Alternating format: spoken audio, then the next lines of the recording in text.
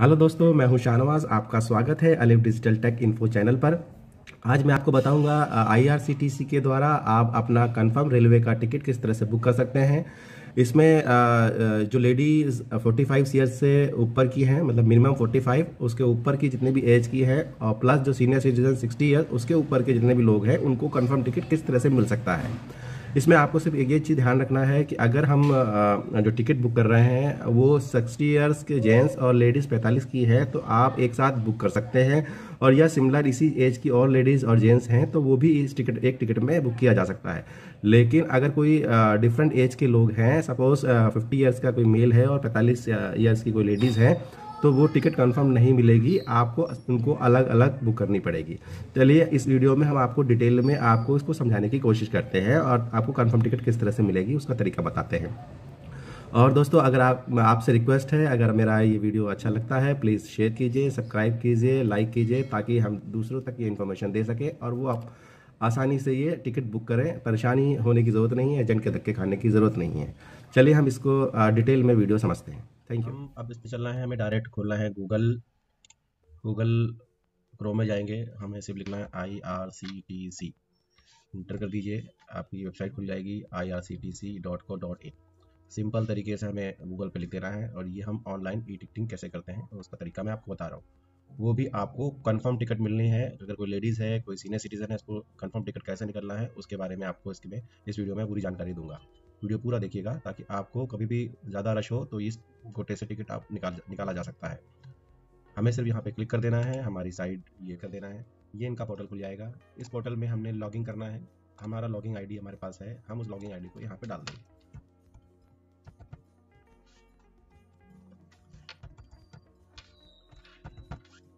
चलिए, मैं अपना पासवर्ड भी डाल देता हूँ। ये हमने लॉगिन करने की प्रक्रिया है। यूज़र आईडी और पासवर्ड डालने के बाद ये आपका जो ये डिटेल में आप देख रहे हैं, इसका जो कोड है, ये कोड हमें इस खांचे में भरना है बस। और उसके बाद हमें लॉगिन कर देना है। लॉगिन करने के बाद जो आपने लास्ट ट्रांजेक्शन करी होगी वो आपको पॉपअप दिखा देगा, अदरवाइज आप उसको इग्नोर कर दीजिए। अब हमने क्या करना है, फ्रॉम कहाँ से कहाँ तक जाना है। सपोज हम दिल्ली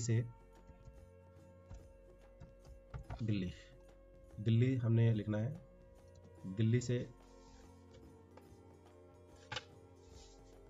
इस कानपुर जाना है, सबसे ज़्यादा रश कानपुर में रहता है। हम न्यू दिल्ली लिखते हैं, न्यू दिल्ली। ये हम न्यू दिल्ली का यहाँ पे कोड इसका लिख के आ रहा है, हमें इसे यहाँ से सेलेक्ट कर लेना है।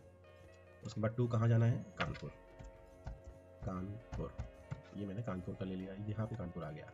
अब जैसे डेट आज 6 तारीख है, अब मुझे कल जाना है और टिकट तो मिलेगी नहीं कानपुर के अंदर में। तो हमें यहाँ हम देखते हैं कि किस तरह से हम जो सीनियर सिटीजन और लेडीज़ हैं उनको किस तरह से हम रिजर्वेशन दे सकते हैं, किस तरह से रिजर्वेशन ले सकते हैं जो गवर्नमेंट ने ऑलरेडी उनकी के लिए फैसिलिटी प्रोवाइड कर रखी है। चलिए हम उसको आपको दिखाते हैं किस तरह से इसको टिकट किया जा सकता है। हमने क्लिक कर लेना है 7 तारीख में, कल की डेट है 7 तारीख। और यहाँ कोटे ऑलरेडी ये किसी भी सीट, किसी भी कोच, किसी भी क्लास में हमें अवेलेबिलिटी मिल जाए, हमें ज़रूरत है। तो हमने ऑल क्लासेस लिख ली, सारी दिखा दें हमें। यहाँ पे कोटे हैं, जनरल अगर अलग से आप देखना चाहें, लेना चाहें तो यहाँ से भर सकते हैं। तत्काल कोटा करना है तो आपको यहाँ से चेंज करना पड़ेगा, तत्काल प्रीमियम तत्काल ये लेना पड़ेगा। हमने जनरल में ही सर्च कर लेना है। सर्च करने के बाद ये आपको इस तरह का आपको व्यू दिखेगा। आपने शॉर्ट बाय कर लेना है ताकि पहली गाड़ी और उसके बाद दूसरी गाड़ी का आपको पता लग सके कौन कौन कितनी कितनी बजे गाड़ी जा रही है। अभी जैसे 5 बजे पहली ट्रेन आ गई, इसके हम इसमें देखते हैं 5 बजे के बाद 6 बजे, 7 बजे, 8 बजे, ये लाइन से हमें टाइम ड्यूरेशन के हिसाब से दिखाना चालू कर दिया। अब सपोज हम सोचते हैं कि हम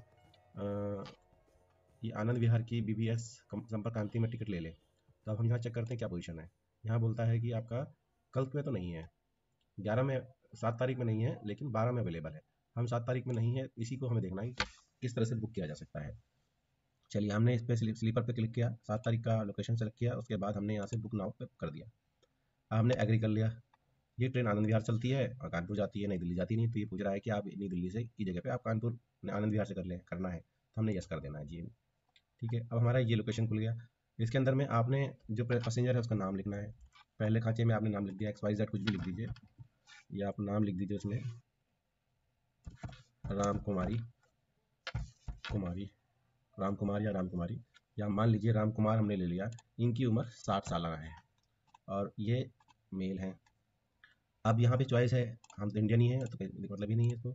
यहाँ में birth, lower berth, middle birth, अगर हमें कोई भी बर्थ चलेगी तो हमें नो प्रेफरेंस में डाल करके कर लेना है। अगर हमें लोअर बर्थ लेना है तो हमें लोअर बर्थ को हमें सेलेक्ट कर लेना है, अदरवाइज हमने नो प्रेफरेंस कर देते हैं। जो मिलेगी, टिकट ही नहीं है मिल रही, मिल जाए वही बहुत है। उसके बाद हमने अपना यहाँ पे मोबाइल नंबर ऐड कर लेना है, जो पैसेंजर जा रहा है XYZ जो भी है, 1 2 3 4 5 6 7 8 9 हमने 10 नंबर का ऐसे नंबर डाल दिया इसमें, हम आपको बता ही रहे ना। इसके बाद हमने कुछ नहीं करना, हमें नीचे जाना है। अच्छा, नंबर बोला है गलत है, अब हम यहाँ को उसको ठीक ही कर लेते हैं। 9 हमने नंबर लिख दिया इसमें, अब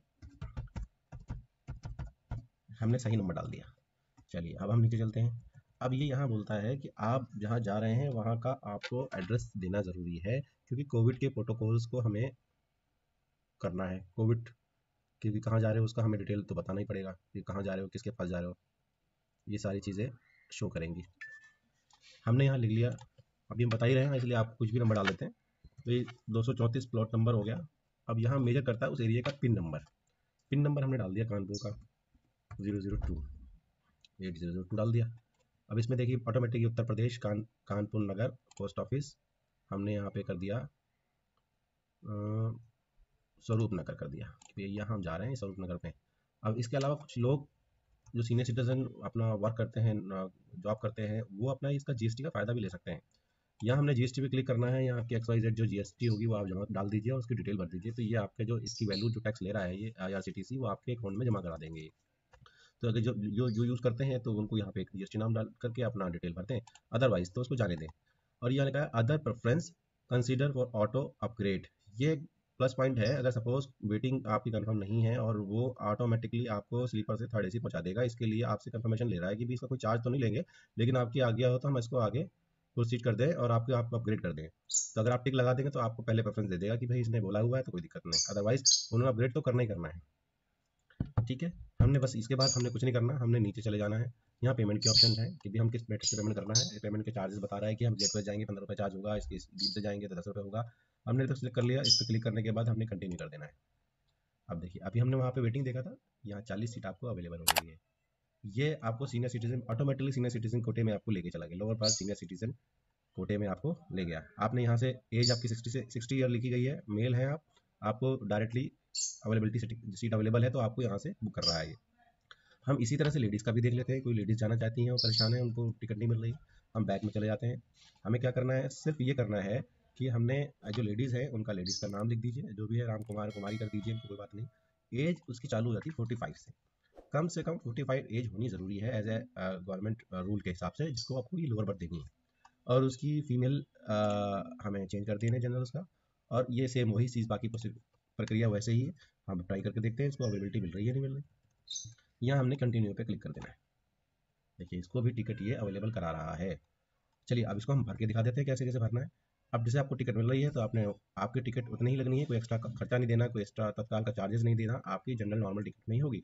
सीनियर सिटीजन के लिए तो आपको स्पेशल कंसेशन भी मिलेगा जो गवर्नमेंट ने डिसाइड किया हुआ है। अब हमने ये हमारा कोड नंबर जो दिख रहा है 479 NP, ये हमें यहाँ पे डाल देना है। सॉरी 479 NP, ये छोटा होगा तो जाएगा नहीं, हमने वापस जैसा है एज इट वैसे ही लिखना पड़ेगा, स्मॉल नहीं तो कैपिटल तो कैपिटल। तो हमने एज इट यहाँ पे लिख दिया, हमने कुछ नहीं, कंटिन्यू पे क्लिक कर देना है। अब देखिए ये आपको यहाँ पे लेके आ गया कि आप इसकी पेमेंट प्रोसेस कर दीजिए ताकि आपकी टिकट बुक हो जाए। अब यहाँ 3-4 गेटवे दिए हुए हैं कि आप जिससे चाहे उससे कर लीजिए, कि IRCTC का इनका खुद का पोर्टल है, इसके थ्रू जाना चाहते हैं या कोई अदर गेटवे पे जाना चाहते हैं उसके हिसाब से कर लीजिए। तो हमने IRCTC को सिलेक्ट कर लिया, यहाँ पे ये पोर्टल ले लिया और हमने पे नाउ पे क्लिक कर देना है। बड़ा सिंपल है, कोई मुश्किल काम नहीं है। ऑटो पे करना है, क्रेडिट कार्ड का इस्तेमाल कर रहे हैं, डेबिट कार्ड का इस्तेमाल कर रहे हैं, IRC मुद्रा का इस्तेमाल कर रहे हैं या इंटरनेट बैंकिंग का, आप वो जो चाहे उस पर आप सिलेक्ट कीजिए और उसमें अपना कार्ड नंबर, उसका एक्सपायरी डेट, CVC नंबर, नाम और पे नाउ पे क्लिक कर दीजिए। आपका OTP आएगा क्रेडिट कार्ड में, आपने फिल कर देना है, बस आपकी टिकट बन जानी है। बहुत आसान तरीका है।